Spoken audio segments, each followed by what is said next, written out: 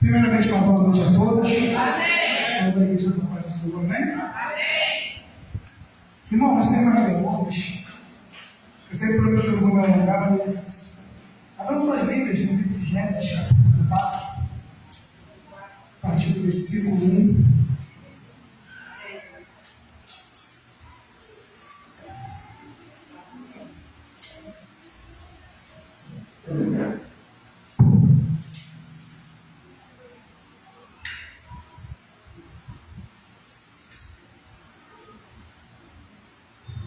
Todos acharam? Amém.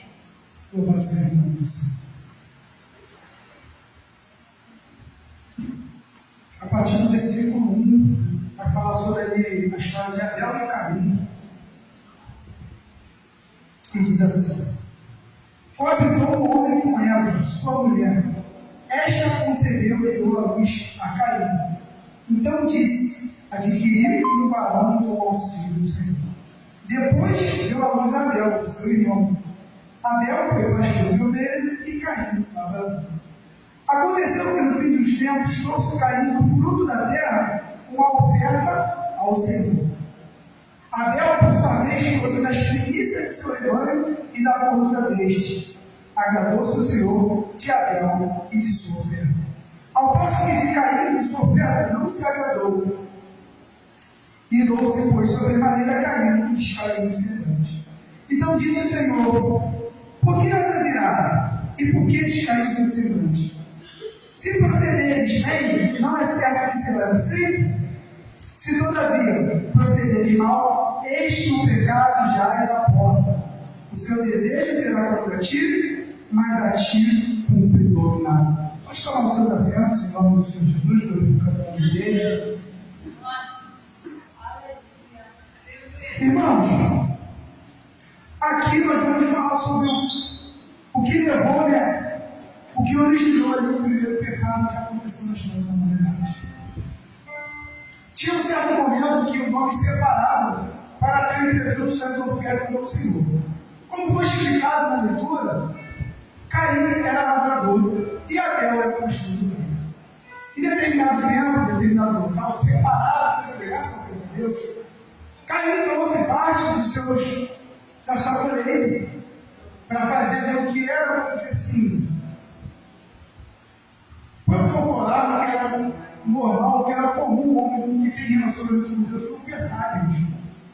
Mas a palavra vai dar ênfase de que Abel separou a melhor das suas ovelhas. Ou seja, Abel separou a melhor cordeiro que tinha, da melhor carne, da melhor qualidade, com todo o carinho, entregou a sua oferta a Deus.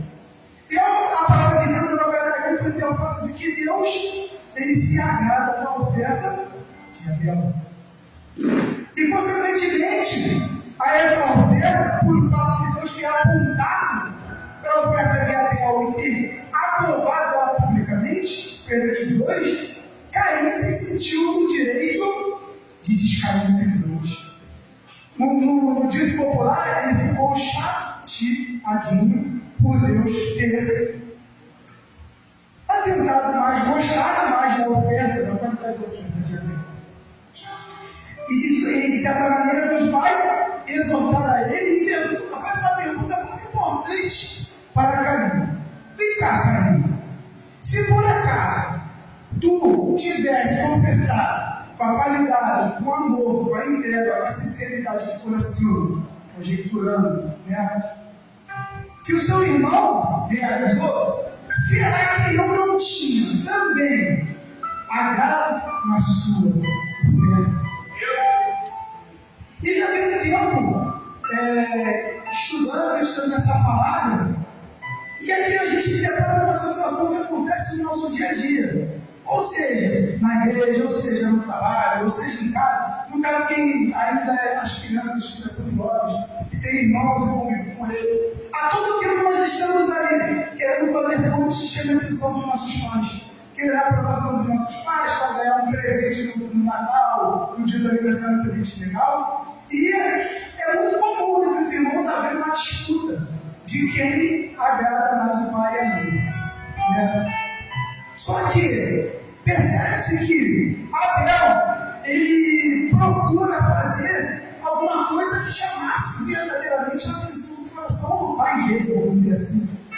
Deus, que é o nosso Pai. Então, Caim fez aquilo que é combinado, aquilo que é pré-estabelecido, aquilo que é protocolo fazer. Irmãos, muitos de nós, com o decorrer do tempo, nós chegamos nesse estado. A gente vem na igreja porque temos que vir, na terça, no domingo.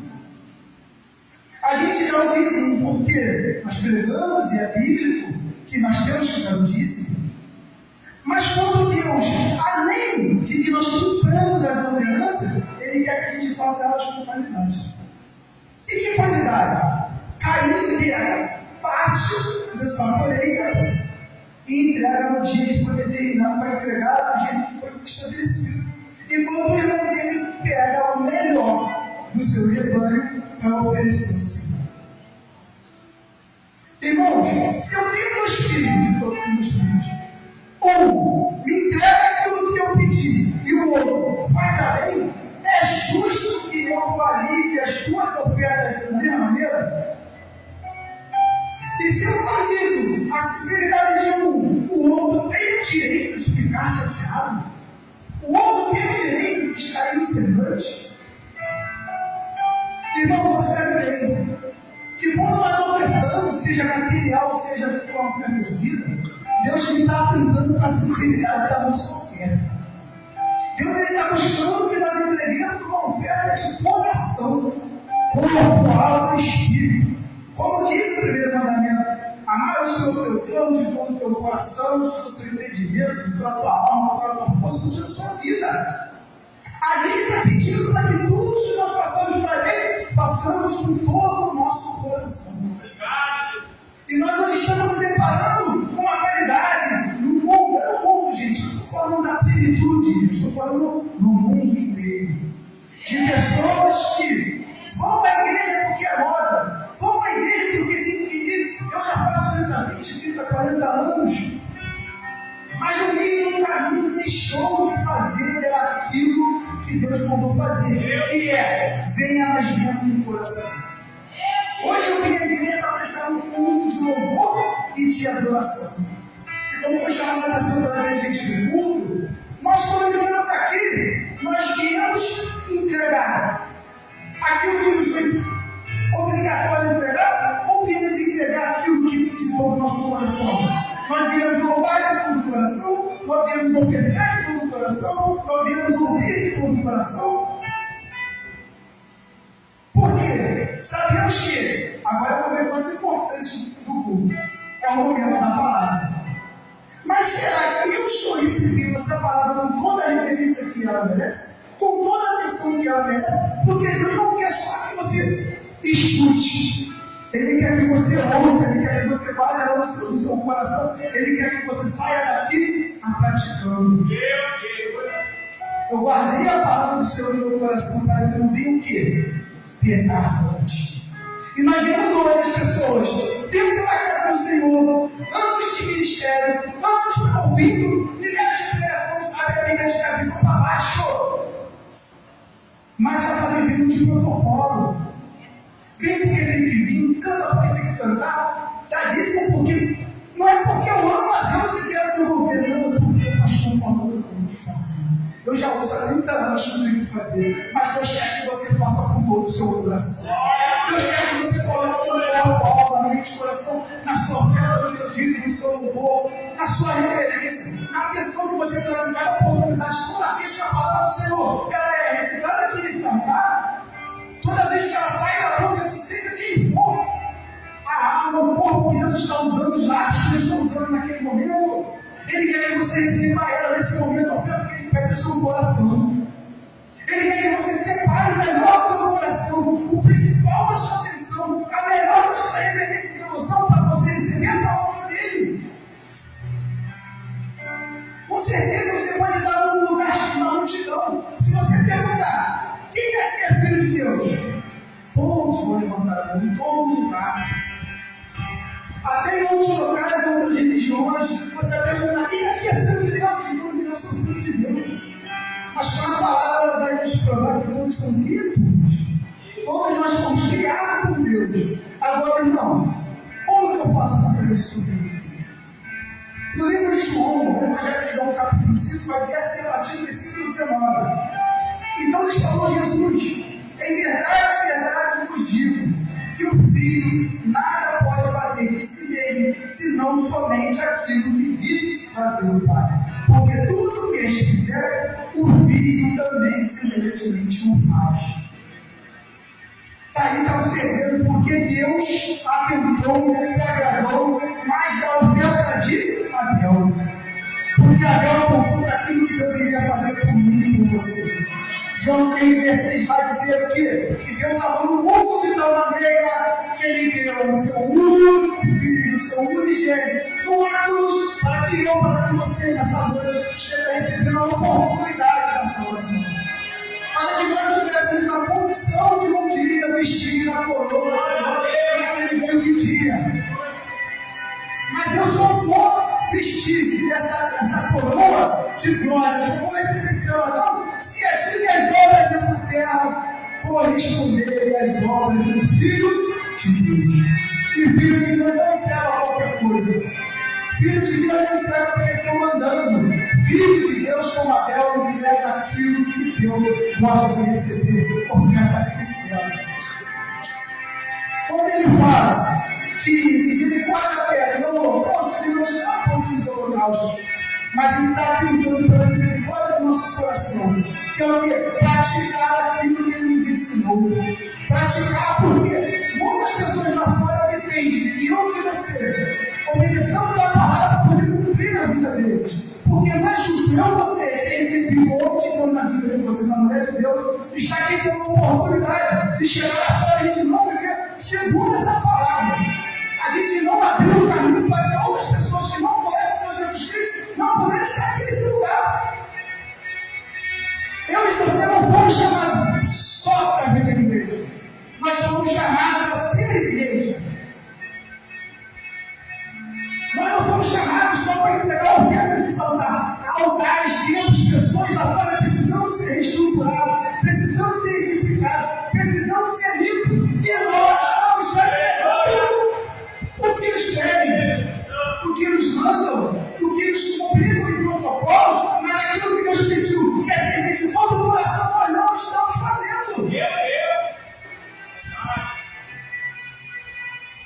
Poderoso, grandioso é o seu nome. Hoje nós viemos aqui, no culto, nós viemos entregar a Deus o nosso coração, entregar a Deus a nossa adoração, o nosso louvor, de corpo e alma. E Deus só vai responder, irmãos, na sua e na minha vida, de acordo com a qualidade do culto que nós prestamos aqui. Lá em Lucas, eu me recordo o capítulo, no momento em que Cristo foi multiplicar os pães dos peixinhos, aquilo só aconteceu porque tinha um jovem no meio daquele povo ali que tinha algo para dar. Todo mundo foi para lá só para receber Jesus. Todo mundo foi para aquele lugar para receber cura, para receber uma palavra de ânimo, para receber uma libertação, mas ninguém saiu preparado para entregar alguma coisa para Deus e nem para os seus irmãos. Aí vai dizer que tem um jovem que tinha 5 pães e 2 peixes. Que a palavra diz que ele pestaneou, resistiu e dá, ele deu. Aí quando Cristo dá graças, apresenta aquela oferta para Deus, todo aquele povo tem a provisão de Cristo. Muitos são pregar na internet que precisamos de avivamento, corações quebrantados, mas o povo vem para a igreja para dar.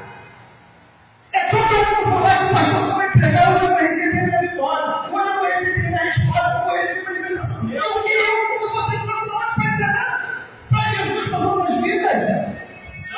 As pessoas estão morrendo, precisando do evangelho, mas não tem quem ouve. Isaías 63, Deus vai falar lá no povo do profeta Isaías, que ele teve que ir lá pelejar, ensinar o inimigo, sujar o nome do Espírito Santo.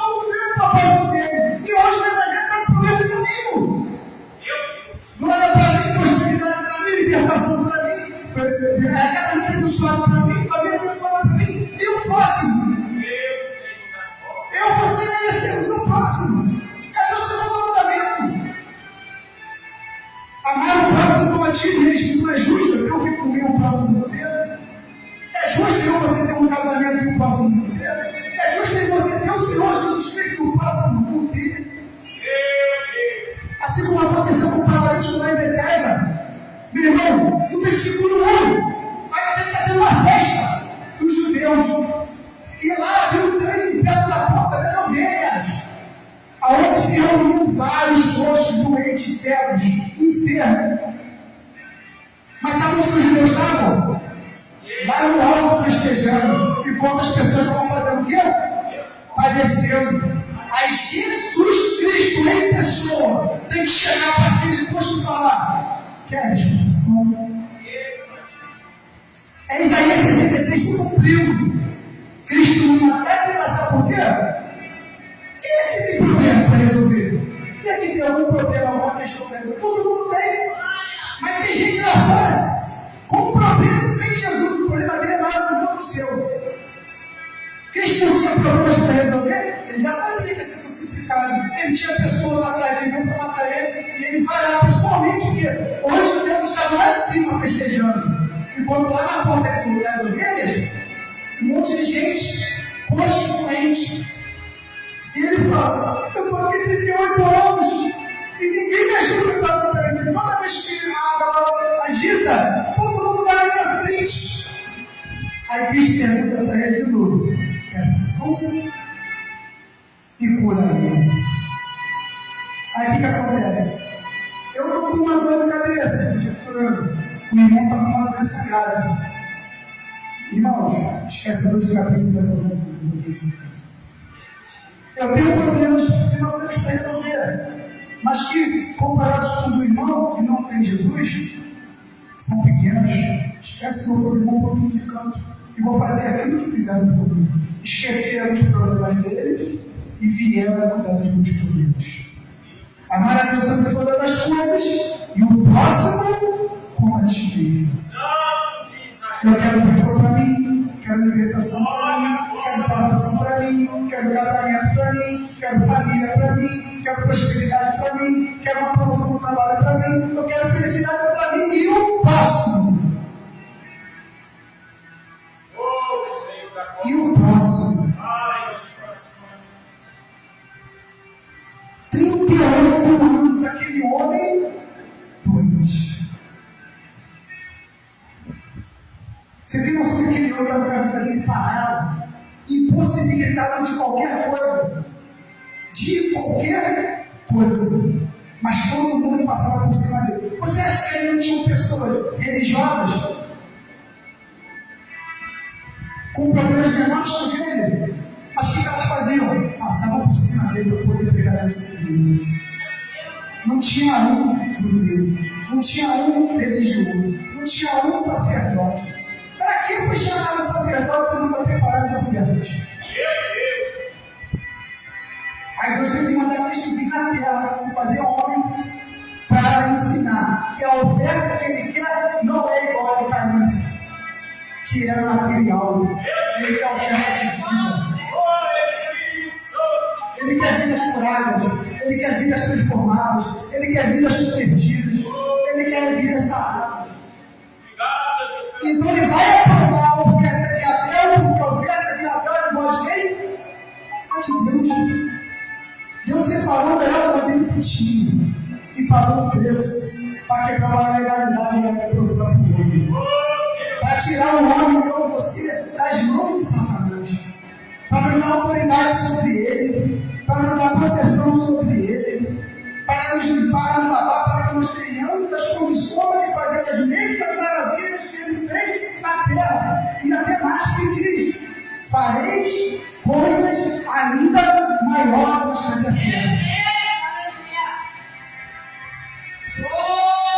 Se eu criar um propósito de for, que é onde, se você der tudo que você tem na sua carteira, você vai prosperar quietinhas e mais, todo mundo entrega. Agora vamos supor um jeito por ano. Entrega tudo que você tem para salvar uma alma. Se hoje você pegar o melhor que você tem ali, separar e entregar tudo por ano, hoje vai ter uma alma para Jesus. Quem é no mundo que vai ter coragem de fazer?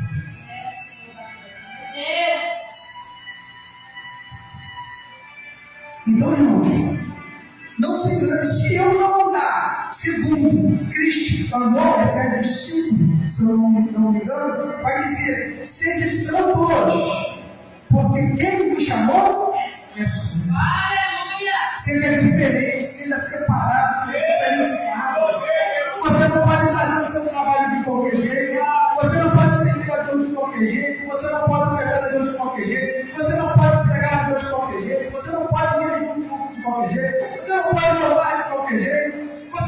pode vir na igreja de qualquer jeito. Ele se instituiu na glória dele, veio ao céu como um homem, passou tudo o que passou por mim e por você. E há 2 semanas atrás, a discussão que tinha é: tem culpa ou não tem culpa por causa do jogo do Brasil? Isso é mundial. As pessoas na internet, muda horário, bota para amanhã, faz um culto do dia. Meu Deus! Fala! Quando a enfermidade bater, pede o Brasil a seleção. Olha, as meninas chamam a seleção brasileira. Para a cultura, liberta o familiar. Abre uma porta de emprego, seleção brasileira. Essa é a realidade que nós estamos vivendo hoje. Eu tenho um familiar que é pastor, aí eu estou conversando com o filho dele, me explicando que o pai dele foi obrigado a cancelar o culto. Fizeram uma votação e o povo escolheu cancelar, não mudou o horário. Não mudou o horário. Eles fizeram o pastor cancelar o culto. Meu Deus! Jesus! Talvez se o pastor obrigasse de vir, eles vinham, mas eu não ia aceitar a verdade. Eu estou aqui com você aqui comigo, porque o bispo, que é o que falou, você tem que vir. Ele quer que você venha porque você é grato. Mas a minha vida está difícil, diabo. A minha vida está tão difícil, nada que eu quero acontece. Mas você só tem ela porque alguém sentado no trono do rei se destituiu de toda a sua glória, desceu nessa terra, andou como nós, sofreu dores que nós nunca imaginaríamos passar. Por mais que havia perseguição no anticristo, não vai chegar perto do que ele passou na cruz, por mim e por você. Meu Deus, obrigado, Jesus. Então, se eu estou aqui hoje, se você está aqui hoje, independente da dificuldade que você está passando, seja material, físico, emocional, espiritual, não chega aos pés das dores que Cristo sentiu, para que eu e você estivéssemos hoje aqui com a oportunidade de louvar, de adorá-lo. Meu Deus! A sua colheita, o seu tesouro, ele ajuda o tempo sim, continue.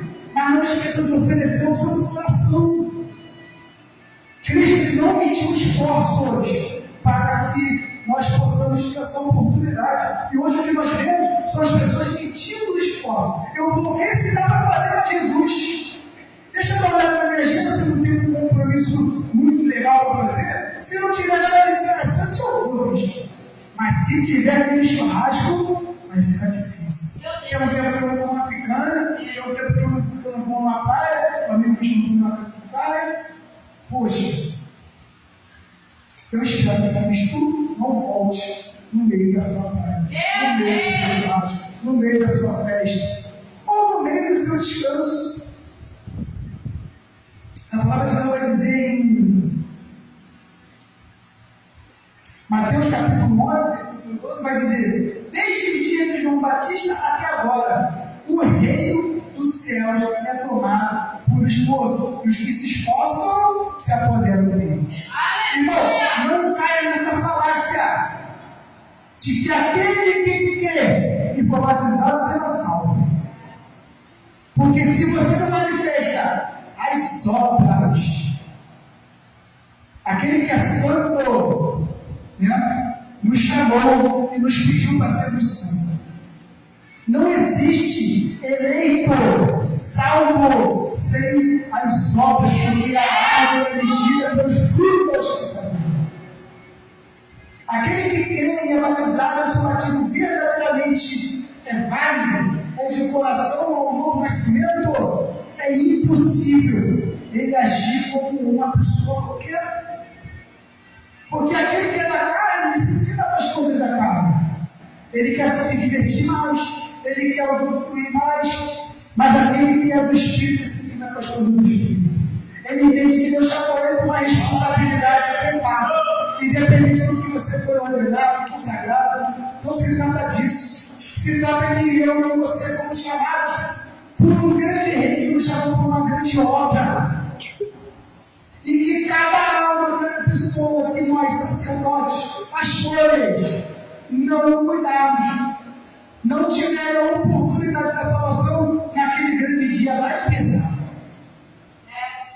E imagina nós dedicarmos a nossa vida ao Evangelho e ouvir uma palavra de mim naquele dia, irmão. E ouvir uma palavra de mim naquele grande dia, depois de tanta luta, tanta dificuldade, e daí para o inferno. Mas não tem amor do inferno, não. Tem amor por Deus. Tem um ditado popular que diz que aquele que beija meu filho adoça a minha boca. E biblicamente falando, aquele que ganha almas envolve o motivo dos pecados. Eu ou você, por mais que não vivemos no pecado, até agora estaremos suscetíveis ao pecado. Então não se engane. Essa noite mesmo ele pode pedir a nossa alma. O que nós temos preparado? E a quem? Quem será que vem buscar a gente? Para onde será que nós vamos? Então, se eu e você temos uma grande garantia, é que vamos pecar. Mas Cristo está dando na palavra um grande exemplo para que esses pecados não venham pesar tanto naquele dia. Praticar o segundo mandamento. Entregar para os nossos irmãos, amigos, vizinhos, parentes ao estranho aquilo que algum estranho entregou para a gente. Amar o Pai, querer para o próximo aquilo que nós ganhamos e queremos manter para a gente. Não sermos igual aos judeus. Porque os judeus compravam do jeito deles, eles tinham reuniões deles periodicamente, eles guardavam o sábado, eles dizimavam, eles ofertavam. Aí Cristo vai dizer que se a minha, a sua justiça não exceder dos fariseus,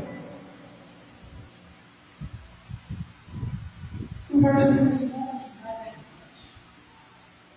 Você vai lembrar aquela passagem de Pedro está indo ao templo, é o Pedro, se eu não me engano, e tem alguém lá pedindo esmola. Imagina, será que Pedro, vamos aprender a chegar no templo? Com certeza tinha uma gente lá, quanta pessoa passou por aquele mendigo e não teve atenção. Na passagem do samaritano mesmo, vai passar um levita e um sacerdote. Nenhum dos dois puderam atender aquele rapaz, porque eles iam quebrar ritos, ordenanças, rituais acima do mandamento. O próximo ali, semi-morto, precisando de ajuda, e eu usando a palavra para não ajudar. Eu usando a espada que Deus deu para me proteger e salvar, para matar.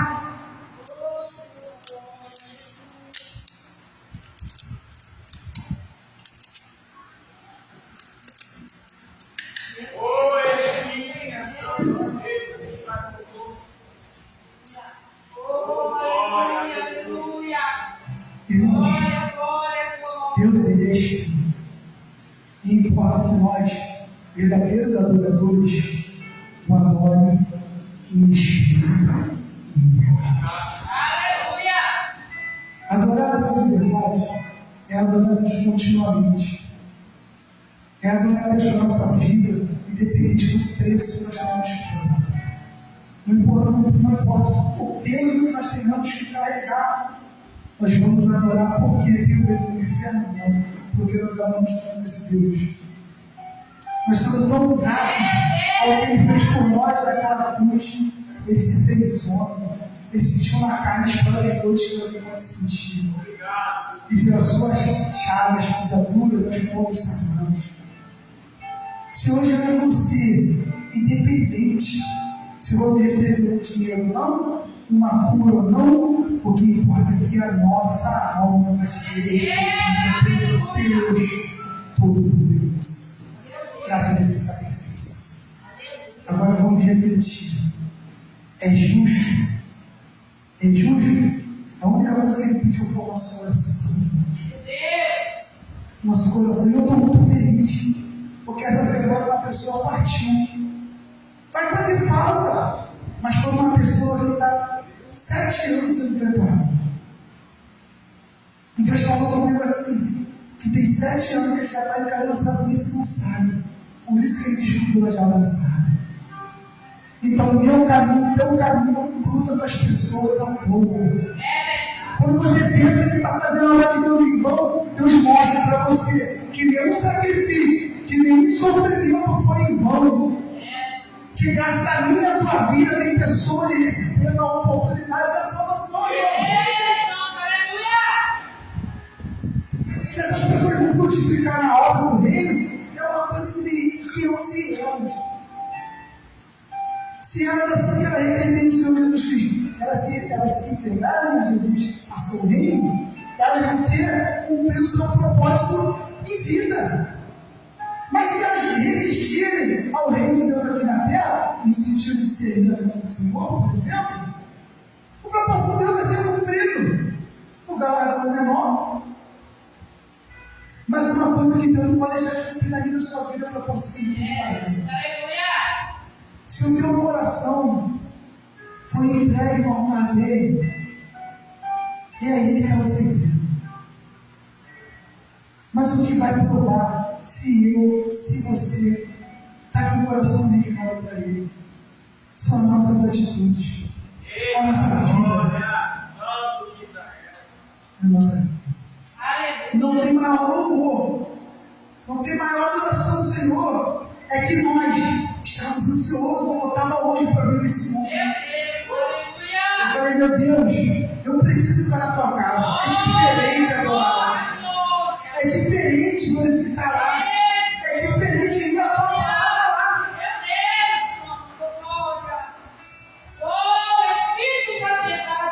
Nós não somos desse mundo, irmão. Não tenta se encaixar nesse mundo. Se eu e você tentarmos nos encaixar nesse mundo, nós vamos quebrar a cara e vamos perder a coisa mais importante, que é a nossa alma. Vivemos um evangelho hoje que vive escravo de transformar pedras em pão. O diabo quer convencer a mim ou você que Deus fala contigo, se a pedra vira pão. Deus é comigo, é contigo, se somente a Ele nós prestarmos junto. Somente a Ele nós adorarmos, somente a Ele nós servimos. E não tenha dúvida que aquele que se sujeita a Deus, resiste ao mal como o Senhor Jesus Cristo resistiu, o mal vai fugir da gente. E como aconteceu naquele desenho que você me cantava, as anjos do Senhor vão servir a mim e a ti. Como afirmado, que está escrito na Bíblia, afirmado pelo próprio Satanás, ele dará a ordem aos seus anjos, ao meu e ao teu favor. Mas tenha paciência e continue servindo Ele da maneira que Ele determinou. Não baseie a sua fé no resultado, baseie a sua fé no que está escrito. Porque talvez, se você ganhar o pão hoje, os hebreus eles ganharam o pão do céu, quando eles foram enviados.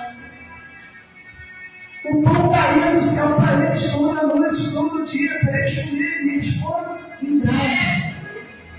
Então, se você está esperando um pão, alguma coisa que vai pôr na mão da sua vida, é porque Deus sabe todas as coisas. Talvez que você com esse pão vai fazer igual aquele pessoal, que após Deus ter multiplicado os pães e os peixes, esqueceram dele. Só foram lembrar quando eu fui de Deus. Deus é Espírito, irmãos. E importa que nós verdadeiros adoradores adoramos em Espírito e em verdade. Então, esse é o Senhor deixando a nossa igreja santa, a igreja hoje. Sejais santos, porque aquele que nos chamou, Ele é santo, e todas as promessas que Ele fez na palavra dele sobre nossas vidas vão se cumprir. Se nós não temos obedientes e cremos que só Ele é o Senhor da nossa vida, e assim eu agradeço a minha rica e gloriosa.